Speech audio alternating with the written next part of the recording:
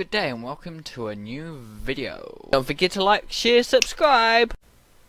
Good day and welcome to Weekly Tips, where I'm putting some sense in your tip jar. Hey, today we're talking about 5 secrets to better lines in your artwork. So what are these 5 secrets? The first secret is practice with drawing things upside down. So this is a practice tool. This is something you can do like half an hour a day, or once a week, 3 times a week, whatever, however you want to use it. Just keep trying this thing. So basically it's easy. You get a picture. It could be whatever you want, or someone could hang upside down. It's up to you.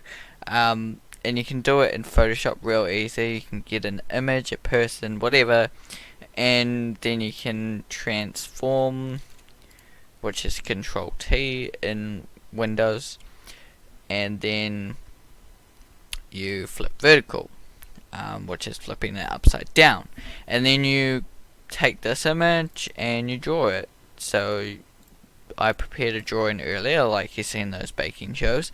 Yeah, because I don't have a lot of time. So yeah, there you go. I've taken this image, I processed it in my head, and then I've drawn it.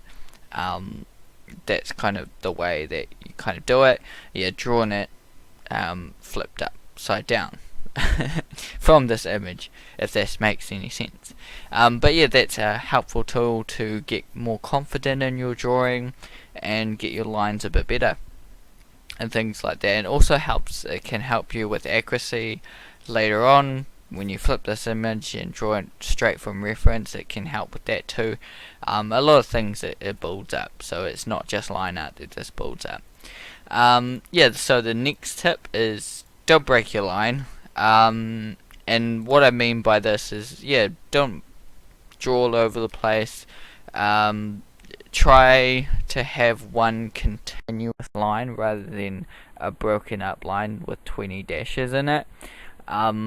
Because it looks really messy, and it doesn't flow as well, and you're constantly having to take your pencil off the paper up and down, where you could have actually had one big line.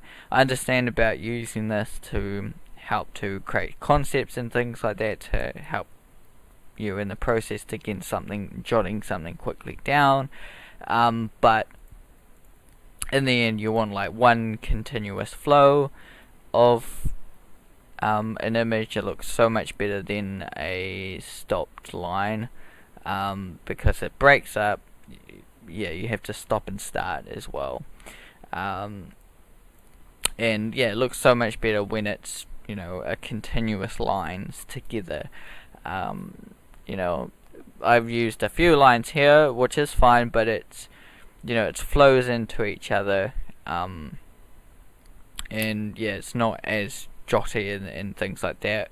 So there is still a little bit of that in my work.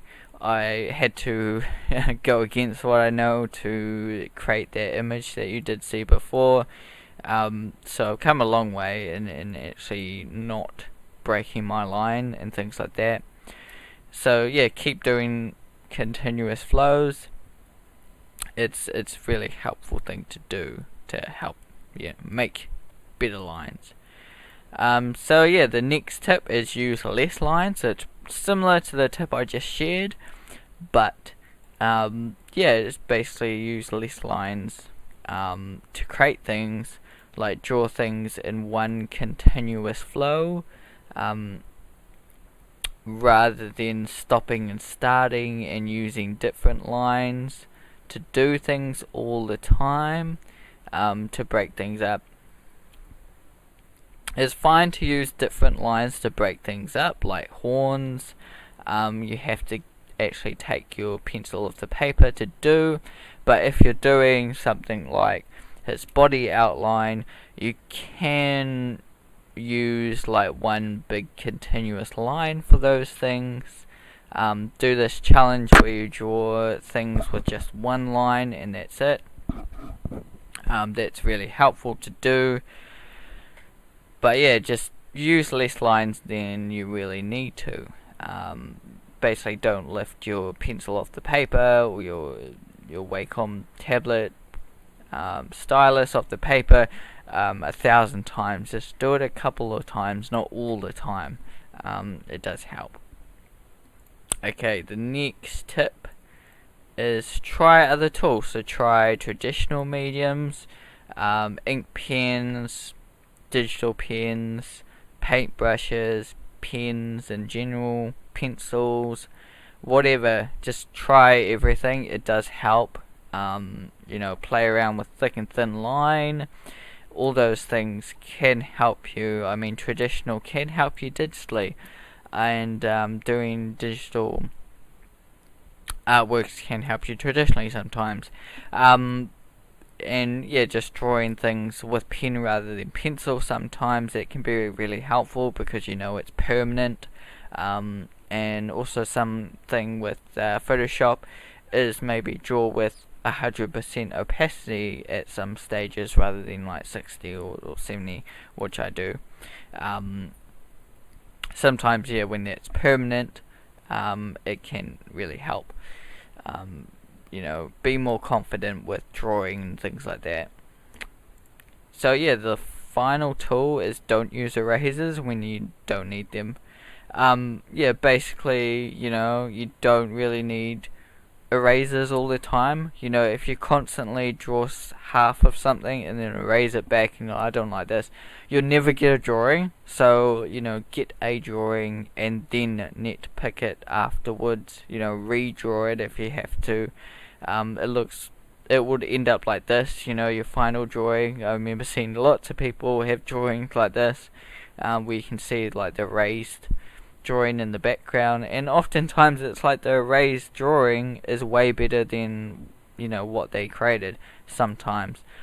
So, you know, just try and see something through, draw it to its final stage, and then if you don't like it, redraw it.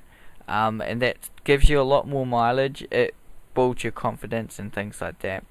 So if you did learn anything from these weekly tips, please let me know down in the description. If you're going to use them, that'd be great too. Yeah, if you do have anything else to say, I would like to hear it. Thanks for listening. If you did listen, hopefully you did learn something about creating your lines better. Are you going to take any of these tips and use them for yourself? That's the question today, and go answer that in comments if you like. So thanks for joining me. We'll see you in the next video. Goodbye.